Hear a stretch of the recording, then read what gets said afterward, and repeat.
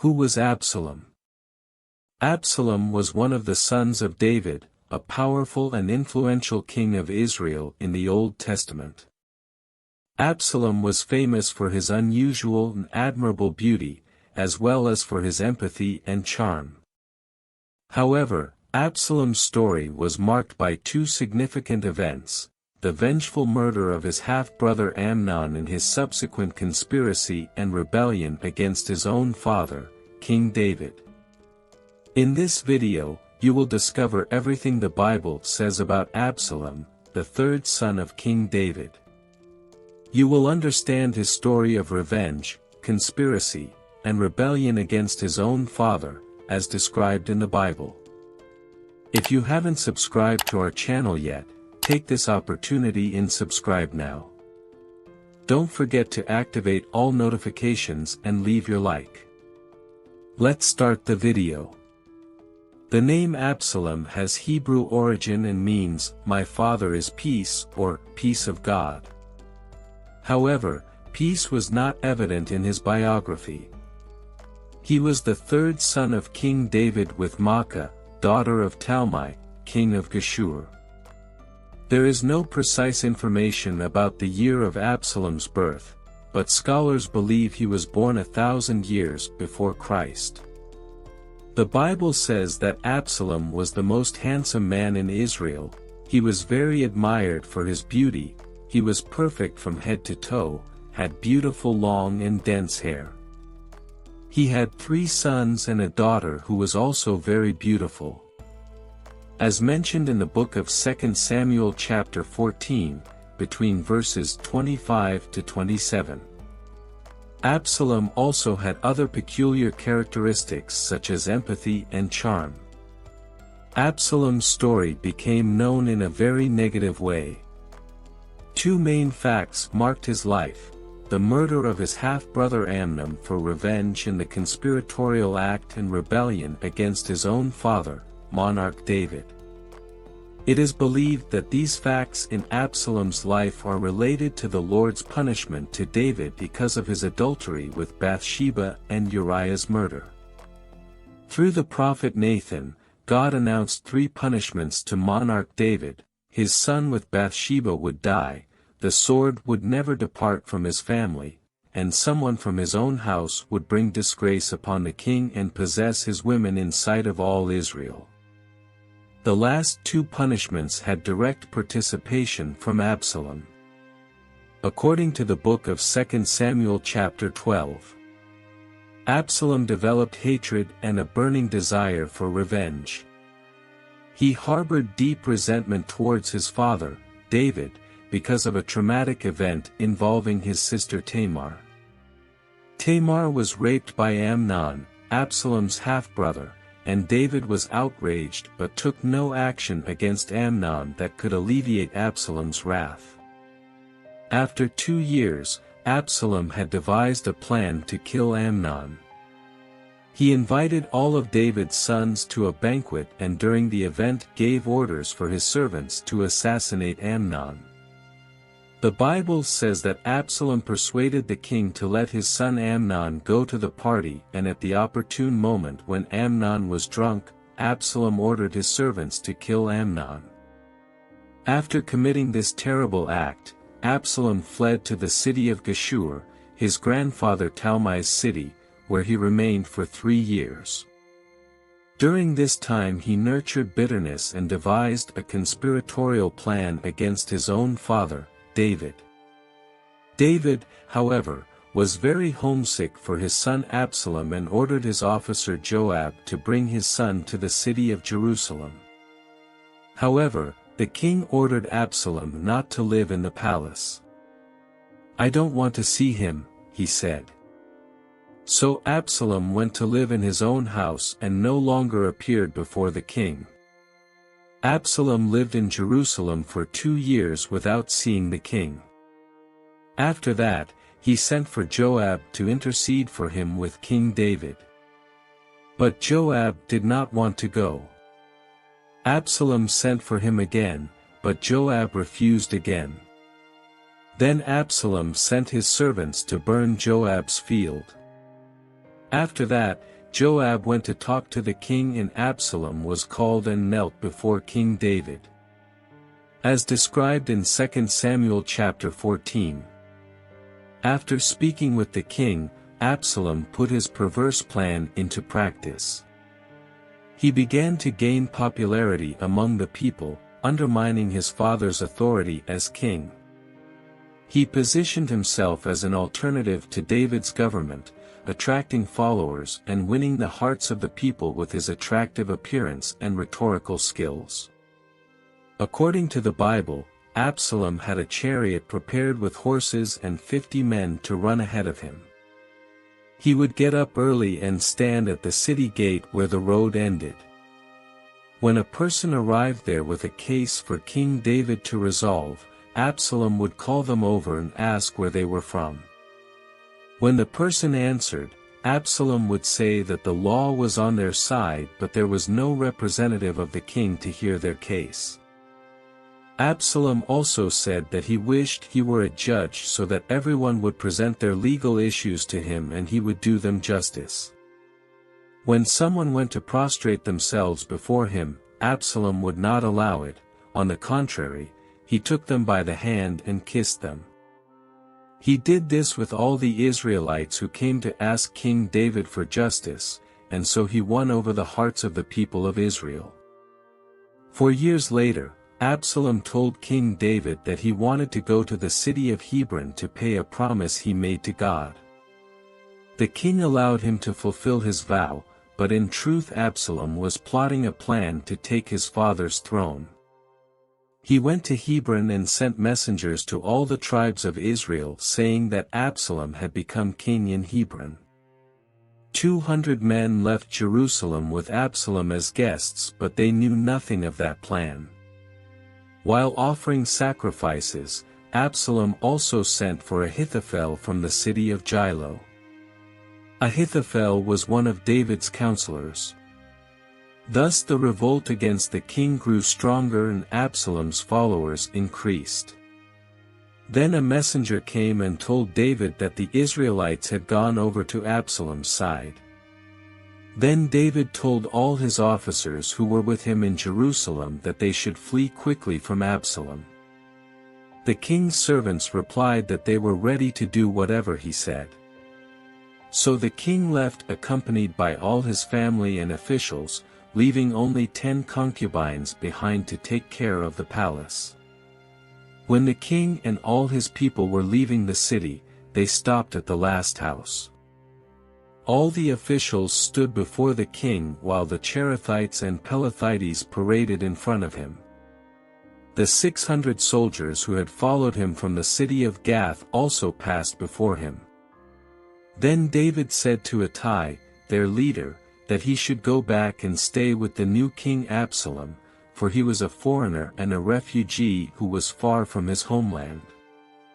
Ittai replied that he would always go with the king wherever he went, even if he died because of it. As David's followers left, the people cried out loud.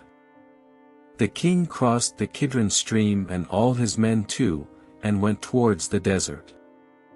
Zadok, the priest, was with them, as were the Levites, carrying the sacred Ark of the Covenant. The Levites placed the ark on the ground until all the people had finished leaving the city. Abiathar was also there. Then the king told Zadok to take the Ark of the Covenant back to the city. If God was pleased with him, one day he would let the king return to see the ark and the house where it is. But if God was not pleased, let him do with him what he wanted. And David continued to speak to Zadok to take his son Ahimaaz and also Jonathan, son of Abiathar, and return in peace to the city. Meanwhile, David would be waiting in the desert paths until he received news from them. So Zadok and Abiathar took the ark back to Jerusalem and stayed there. David climbed up Mount Olivet crying. He was barefoot and had covered his head in a sign of sadness. All those who followed him covered their heads and also cried. When they told David that Ahithophel had gone over to Absalom's side, he asked God to make Ahithophel's advice hinder Absalom's plans.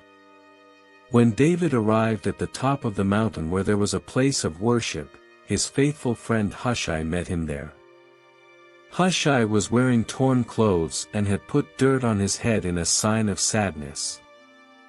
David told him not to come with him because it would not help. But Hushai could help by making Ahithophel's advice ineffective.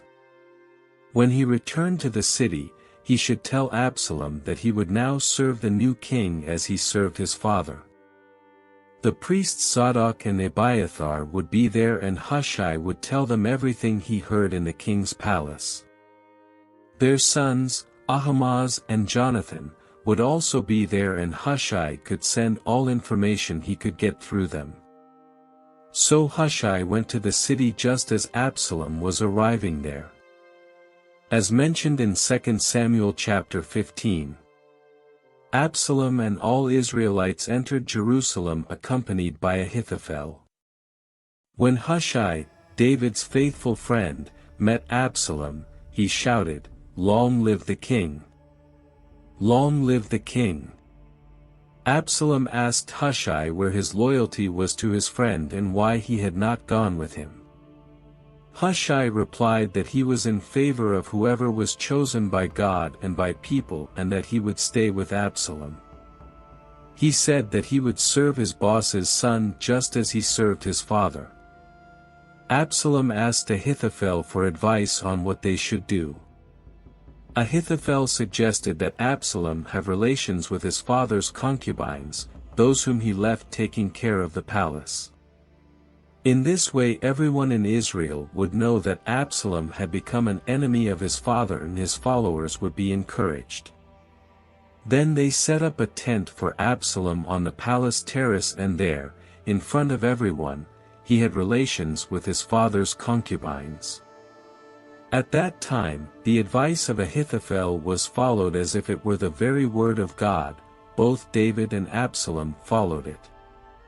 As described in 2 Samuel chapter 16, between verses 15 to 23. Ahithophel suggested to Absalom that he choose 12,000 men to pursue David that night. He planned to attack David while he was tired and discouraged, causing all his men to flee and killing only the king. Absalom and all the Israelite leaders thought this advice was good. However, Absalom decided to also hear Hushai's advice. When Hushai arrived, Absalom asked if they should follow Ahithophel's advice or if Hushai had another suggestion. Hushai replied that this time Ahithophel's advice was not good. He explained that David and his men were valiant fighters and were furious like a bear in the forest whose cubs had been stolen. In addition, David was an experienced soldier and did not stay with his soldiers overnight. Hushai suggested that Absalom gather all the Israelites from one end of the country to the other and lead them into battle. They would find David before he even knew what was happening and none of his men would escape. If David fled into some city built on a hill, all the people would bring ropes and raise the city. Absalom and all the Israelites thought Hushai's advice was better than Ahithophel's. God had resolved that Ahithophel's good advice would not be followed so that punishment would fall upon Absalom. Then Hushai told the priests Zadok and Abiathar the advice he had given to Absalom and the Israelite leaders, as well as the advice Ahithophel had given. He asked them to quickly send a message to David telling him not to spend the night in the desert paths and to cross the Jordan River immediately to avoid being destroyed. Jonathan and Ahimaaz were waiting near the Rogel spring because they did not want to risk being seen entering the city.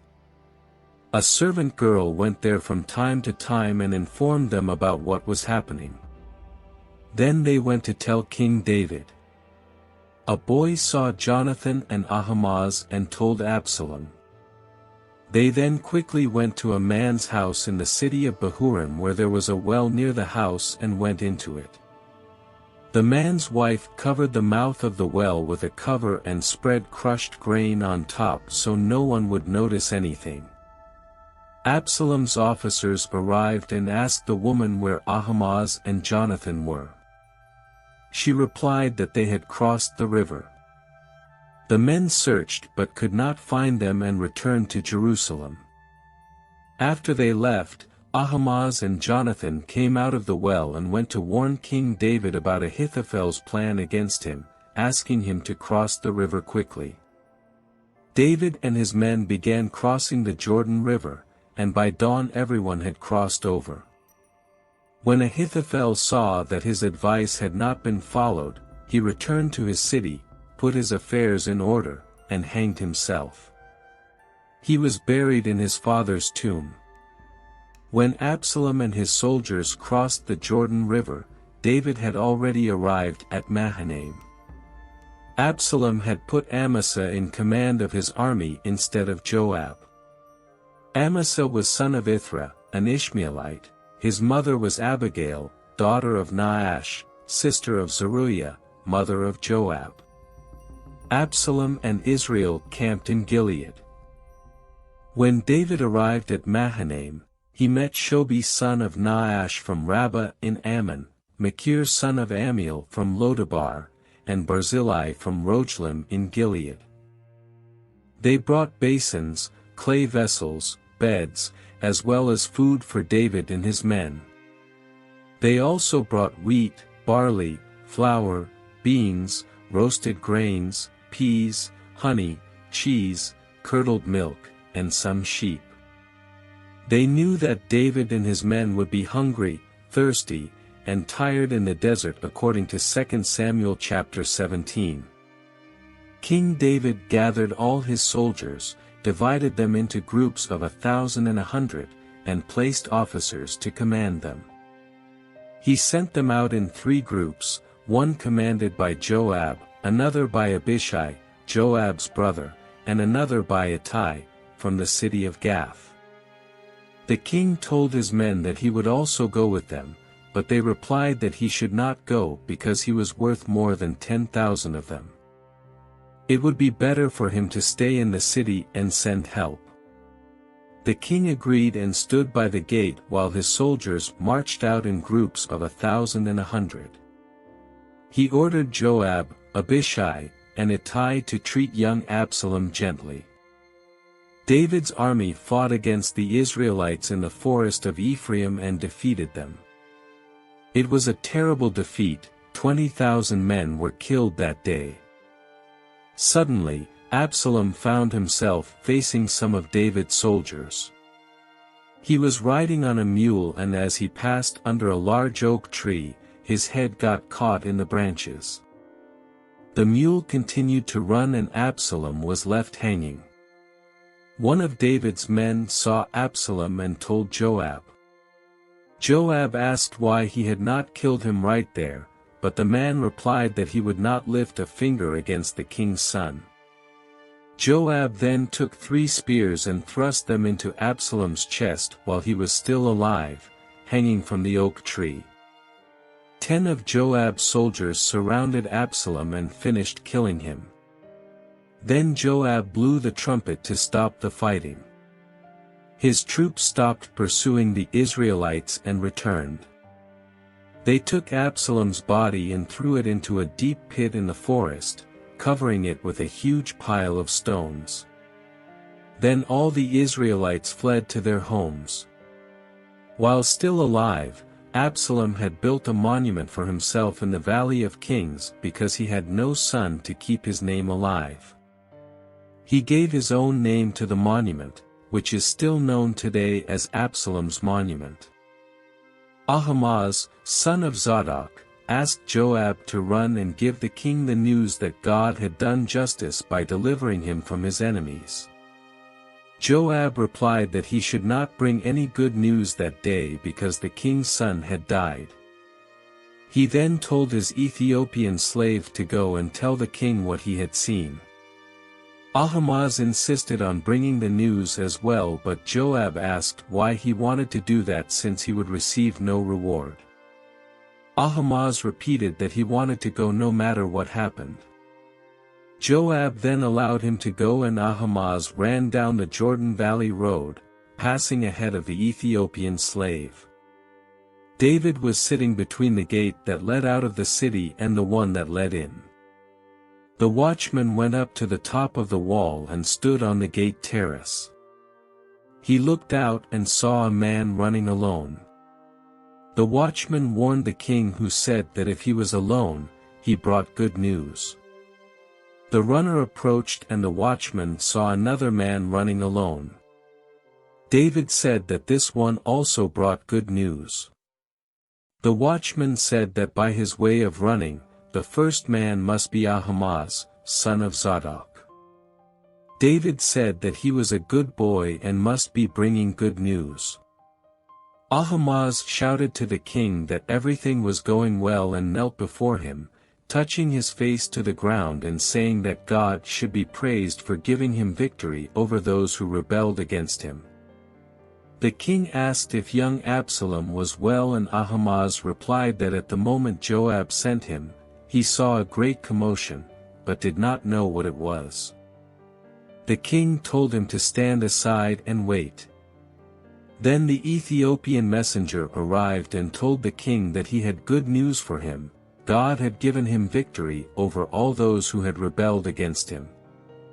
The king asked again if young Absalom was well, and the messenger replied that he wished that what happened to him would happen to all the king's enemies and all those who rebelled against him. Then the king was deeply saddened and went up to the room above the gate, beginning to cry as he walked back and forth, shouting, "Oh my son Absalom! Absalom, my son!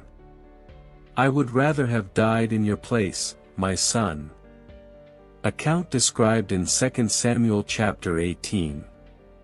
Absalom's story is a tragic example of how feelings such as hatred, revenge, and ambition can corrupt a person and lead them to fatal consequences.